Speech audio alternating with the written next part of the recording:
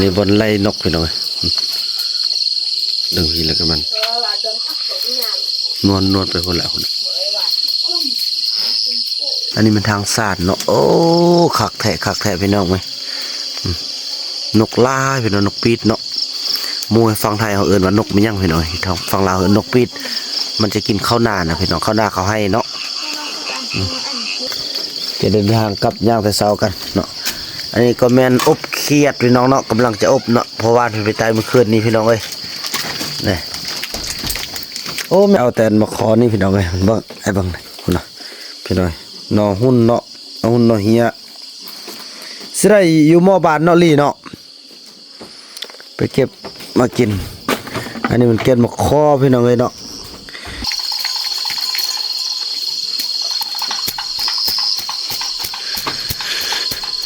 ฉะนั้นก็บ่อยู่เนาะอีพอเพิ่นไปปล่อยงัวปล่อยควายมาเช้าเนี่ยไปได้กระแตตัวนึงเนาะนี่โอ้พี่น้องตัวใหญ่เนาะเพิ่นฝากให้บ่าวบุญนำไปขอสู่สาวนกกินพี่น้องเอ้ยเนาะขอบใจ FC ผู้มีน้ำใจแบ่งปันเหมือนฟ้าบันดาลให้สร้างรายการนี้มาช่วยเหลือคนทุกข์คนจนหรือคนด้อยกว่าด้วยแห่งศรัทธาบุญนำพาได้มาร่วมทาง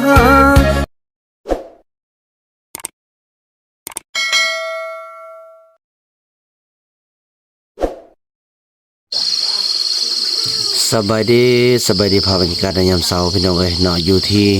เทียงนาของพ่อว่านพี่น้องเอ้ยเนาะตอนนี้ก็เป็นภาพบรรยากาศที่เขากำลังสุกพี่น้องเอ้ยแต่ว่าโอ้โถนกปีดกินลายพี่น้องเอ้ยเนาะนี่บนไล่นกพี่น้องเอ้ยดึงทีแล้วก็มันนวลไปคนละคนยังไม่ได้เกี่ยวกาละหัวนี่ถึกมือลูดพี่น้องเอ้ยเนาะป้าโถจะได้ซะเลยรับดีบ่เมื่อคืนนี่รับดีไอ้เนาะ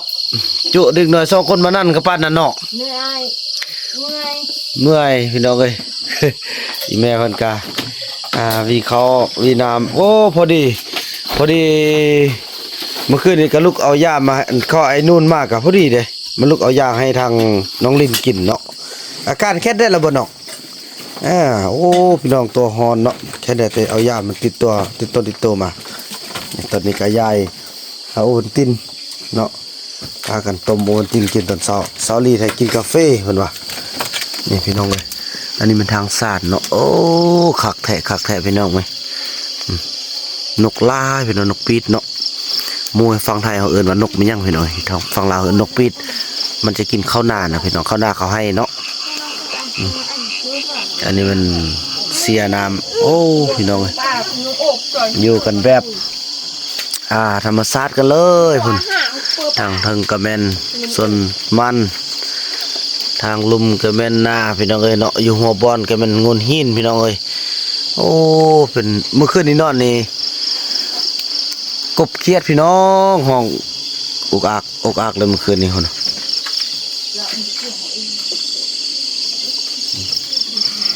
ก็ถือว่าซ่องไอ้น้องเขากินข้าวกินน้ำเนาะแล้วก็ซีเมนจะเดินทางกลับย่างแต่เช้ากันเนาะอันนี้ก็แมนอบเคียดพี่น้องเนาะกำลังจะอบเนาะเพราะว่าไปตายเมื่อคืนนี้พี่น้องเอ้ยนี่โอ้แม่นอนเนี่ยออกไหมแม่ออกไปแกงไหมนี่โอ้ยคือตักไอ้เฮมลินอันเรื่องกันดีเรื่องกันดีเนี่ยเรื่องตะบังอุดเลยเรื่องคู่ไก่เก็บดังเลยพอนอที่ว่าเมื่อวานนี้เนาะเก็บมาแล้วก็คิดว่าสิเอามาแกงสมาค่ำพดแล้วพ่อกับแม่เพิ่นมีของกินให้แล้วก็มันทักกันบ่อันนั้นเลยพากันเอาเห็ดมาได้แกงเห็ดได้ว่านี่บ่อึดของกินนี่พี่นะคะแลมมันเนาะ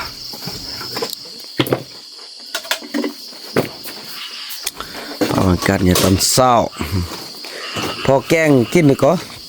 ดำครบผู้นึงนี่พอดีอิ่มนี่เอายังเมือดหลายอันครับนั้น ซอรี่กับมันเด้พี่น้องเอ้ย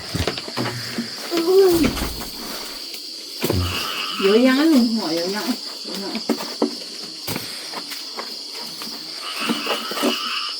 โอ้ลายเติบเนาะเราบ่นำได้จะเอาแต่มาขอนี่พี่น้องเอ้ยเบิ่งไอ้เบิ่งนี่พุ่นน่ะพี่น้องนอหุ่นเนาะเอาหุ่นนอเฮียสิได้อยู่หม้อบานเนาะลี่เนาะไปเก็บมากินอันนี้มันเก็บมาคอพี่น้องเอ้ยเนาะเก็บมาคอเอาเมื่อปลูกกันตัดเธอบอกไอ้ไล่ก่อนนี่ ฟักมา ก็ในบ่อละมะตรึตามเกี้เลยตรึตามเกี้เลยพอเธออยู่เฮือนไล่เลย ต้องตื้อเบิ่งดู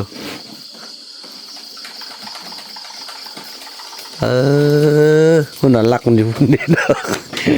ก็สร้างเฮ็ดได้พี่น้องมันดึงสินี้แต่มันดึงแห้งเนาะพี่น้องเนาะน่ะ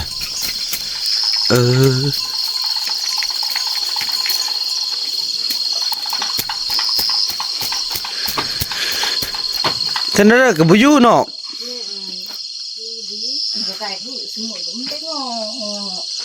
ลึงแล้วเนาะดึงได้มันก็บ่ไปนกฝั่งนี้พี่น้องเนาะภาพบรรยากาศลีเฮากลับไปนี่เนี่ยก็เริ่มต้นอันปลูกมันแล้วเด้เนาะ เทียบมันเอา เริ่มเสียบมันละมันนั่นละเริ่มเสียบมันเริ่มปลูกสาลีละ คุณตกแล้ว ฮอดยามเราดูฮอดละบัดนี้ไปโลกปลูกอันคันบ่ได้จุดอันกองขี้ยานเฮาบ่ได้จุดแล้วก็โลกปลูกมะปลูกมะต้นซะเลยเนาะพี่น้อยพอมันบ่ได้จุดละ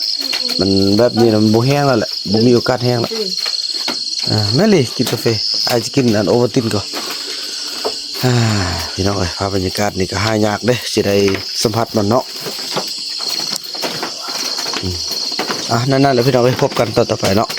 กินข้าวกินน้ำเลยเกี่ยมกลับบ้านกันพี่น้องเอ้ย นั่งจอกแบบอมดิ พี่น้องเอ้ย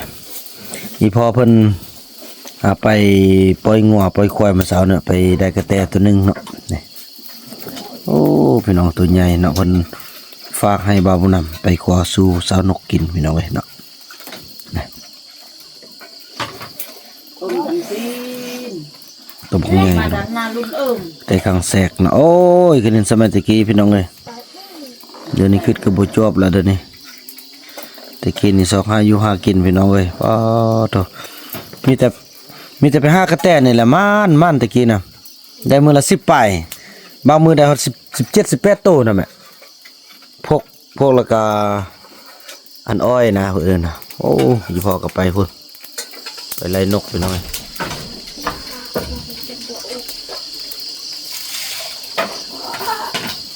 นกปีด ทัดสิ้นเลย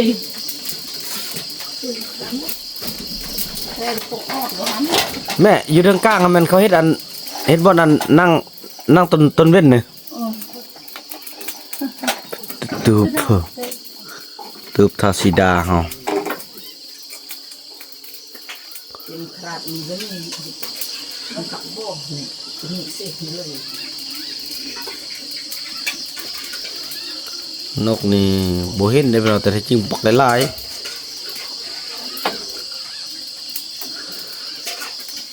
ๆนกปีดเนาะกินข้าวกินโอวัลตินพี่น้องเอ้ย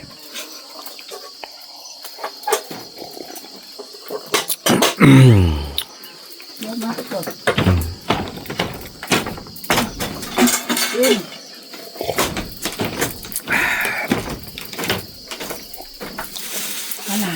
มาไปดิ ก่อนเบิ่นกลามัดเลยมาอมนาอมกี่ปีคือ จี้อมแห้งอุ่นมาเซ็ง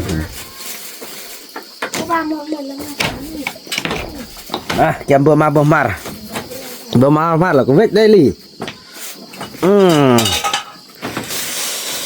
พี่น้องเอ้ยเนี่ยของกินเขานะมีอันนี้มันเห็ดที่เซาลี่กับเบานำเก็บมาวันแม่เพิ่นอ้อและนี่มันอบเคียดเนาะ ในอบเกียดอีพ่อเพิ่นไปก้านเมื่อคืนพี่น้องเอ้ยโถกินข้าวนำกันเด้อพี่น้องกินอยู่ชมภาพบรรยากาศพี่น้องเอ้ยอันนี้ก็มีผัก บ่ กับ มากัน มายง ก็อีกก็มาหักมาเอ้ นายยงบ่มากันยง มาแน่เด็ก เดืองมองไอ้แกเซยงเดืองมองไกเซ นายก็เสียนายมูสิเจ็บสิมู แล้วก็กุยแล้วก็ยอลงมา กูตุเวน เออ นะ ไปเดี๋ยวกินข้าวกันเนาะเรามานับล้างมือกันพี่น้องเอ้ยมาเด้อพี่น้องกินข้าวนำกันเนาะกินอยู่ให้อยู่นาพี่น้องเอ้ยเนาะกินข้าวนำกันพี่น้องเอ้ย bahaya dak ni me ai cuma แล้วดูบีป้อง แอบกระโปรงอุ่นๆดะยินเอาใครสิเบิดสิได้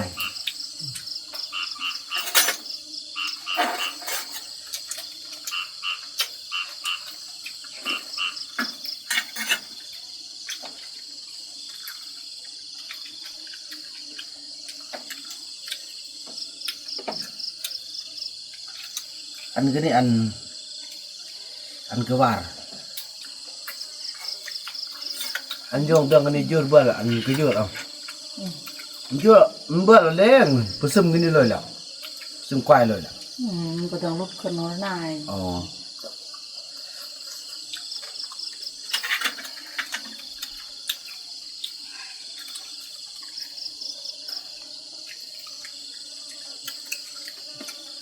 ทุกมอก่อนก็จะได้ย่อยโดนจับได้อันนี้มันก็หมดเสียแล้วเถอะ ไม่ดี รำยี cuma kemana แอมนี่มันบนเยอะละเถอะมันรอเด้อโห sama มันใต้ตัวเป็นเรื่องท่องเที่ยวเดี๋ยวได้ยอดเธออยู่มือก่อนดอกนี่นะ dek sama no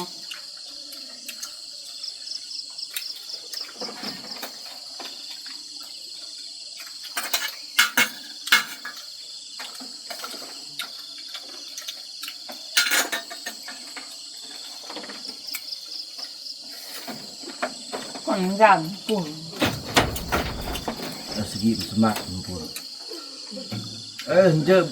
ความจุเบื่อมาเบื่ออันพูดจนโลดเลย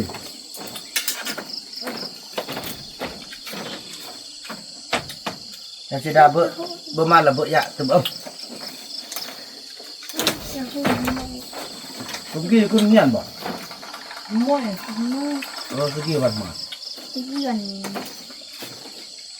เศร้า เดือวันเศร้า ด้วย เดือวันซิดเยอะไอ้เนาะการเดือวันสุกโอ้ยสับมันถึก เดี๋ยวมันเศร้าสกีมันติดโอ้มันกี้เป็นคนเงียน มันได้ยังไง เพราะมือก้อนจะดับปลายนี่มือสุกเดือดการเดือดมันเศร้าสกีมันติดให้น้องหมดเอาสิล่ะเบ้จะเบิร์นบิครับโอ้เบิร์นบอกกงยี่นในผ่านฟอร์มจัดการ เจ็ดหนักแถวว่า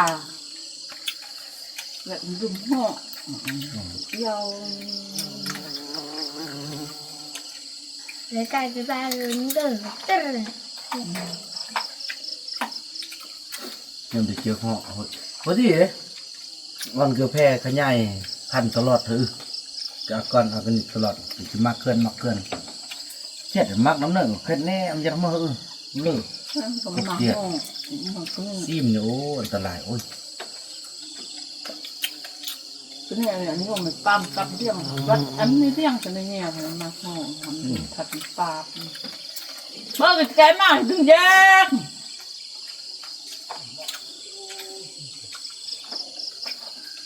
mà sáng như thế mình sẽ ra đây ตัวมุดมือเลยแต่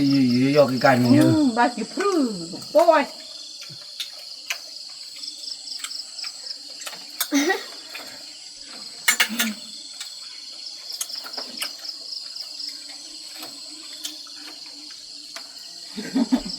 làm việc con phua đấy nọ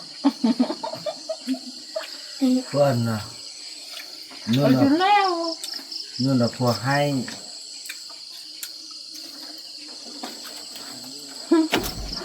เราก็ยุ่เป็นมู่เลยนะแม่ ừ hồi đưa thằng là tết thà bị giặt đấy đấy tư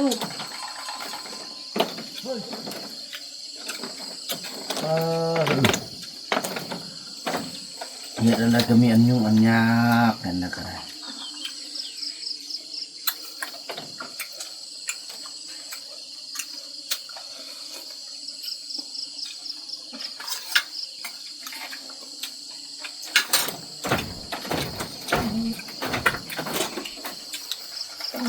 tết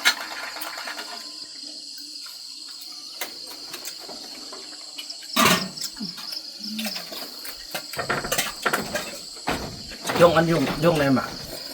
chung ฮะ nhập chung โอ้ยโอ้ à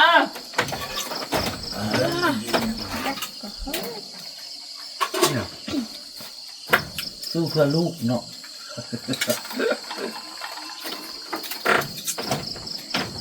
thì mà có mặt thì dạy đặt mặt thì không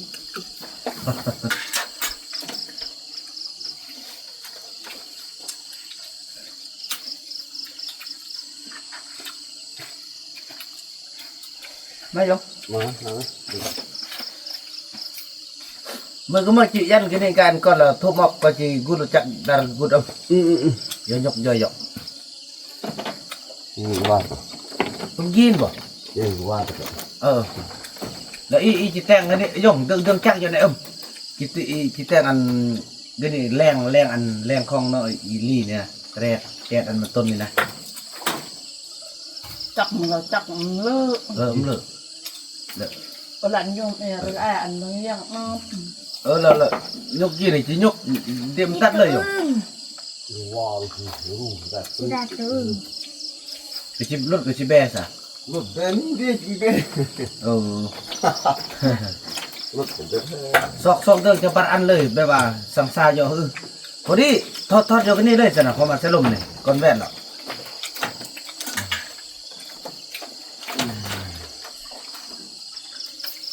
บางทีมาไอ้มามันก็เหยียดนี่แหละมันดูของเมนแล้วลงโอ้จะหล่อ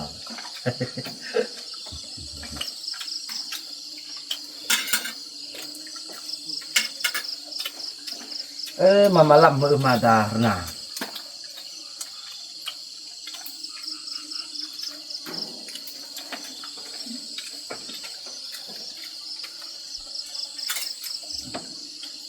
nè đít đít bên nhằng bên nhằng สุดอ่ะ ác lắm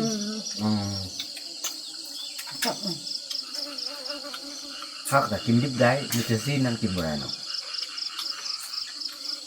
ác của tôm súc trên của tôm súc ta của tôm súc พักในบางอย่างเราต้องกินดิบกันบ่กินดิบแล้วมันบ่มีแห้งบ่เป็นหยังผักน่ะผักกินดิบแห้งดีแต่ต้องล้างให้สะอาด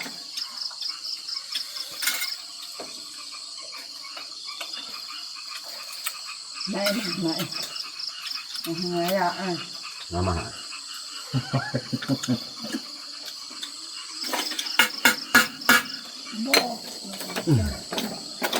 อ๋อมันเป็นเรื่องกว่า ôi cái muồng mà เฮ้ย nun ăn con bụng tiêm này ส đấy ลายมาที่รถสลาบอกหมักสมุนไพรหมักมาเทียบ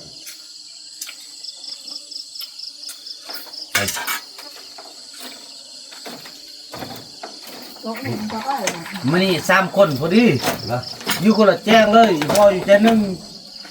อันน้องลิ้นอยู่แจ้งหนึงอีแม่อยู่บ่หนึง แค่ที่ไปอันก็มาอิ่มหัวเกี่ยวเลยบอกเกี่ยวเงียบเลย ดึงโต๊ะเจ้าตุ้มกันก็ดึงปอขมมาบำตมา เดี๋ยวหมักลึกตัวซีดงอมเลย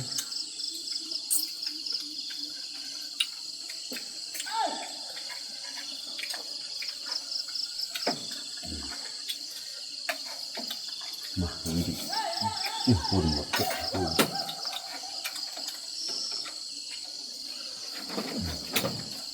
เฮ็ดยังก็มีอุปสรรคมัดเฮ็ดให้เฮ็ดหน้าก็มีนกมีหนูกิน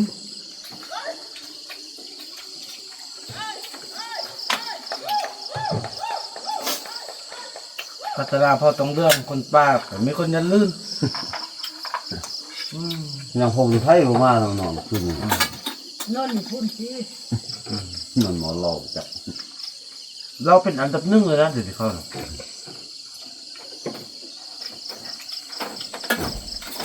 บ้านนี่เขาว่าออกไปทางบรรณคำเขาก็หายออกไปบรรณแวนเขาก็หายออกไปเชื่อเขาก็บ่หายมีแต่มาทางนี้เขาบ่หายเลยว่าเขาว่า ตามว้าว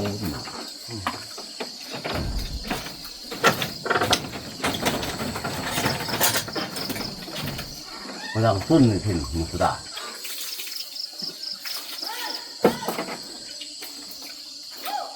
มีสุดหนึ่งนี่มันบอกว่าไอ้เราอยากออกเราเอาน้องไปบวชเด่นว่าสิได้ไปก็ไปวะ บอกนู่นเนาะ สุดท้ายมาเอ้ยไอ้เฝ้าเถอะเนาะบ้านนั้นก็เนาะเดี๋ยวคุณน้องพี่น้องเอ้ยมาโลไล่นั้นเนาะอีแม่หันก็ได้ไฟมามันลึงสำนักหั่นน่ะ ลืม นกปีดพี่น้อยกินข้าวหน้าเนาะ กินเลยนะดูว่ามันดูนกมันได้ อืม มองกูนึกอีกสูงกว่าเขากลางสูงกว่ารอบพื้น มันหู้เลยเนาะ กลางปั๊มมาขึ้นไปเฮิ่ม นี่พี่น้องเอ้ยเนาะโอ้ย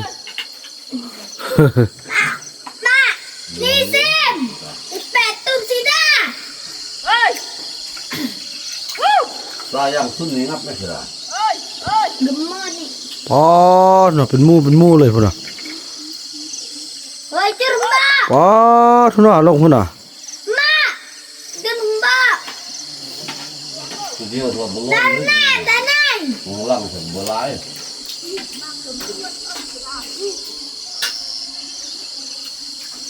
คุณแม่มันลงทางหน้าพุ่นน่ะพุ่นน่ะไปแล้วคุณ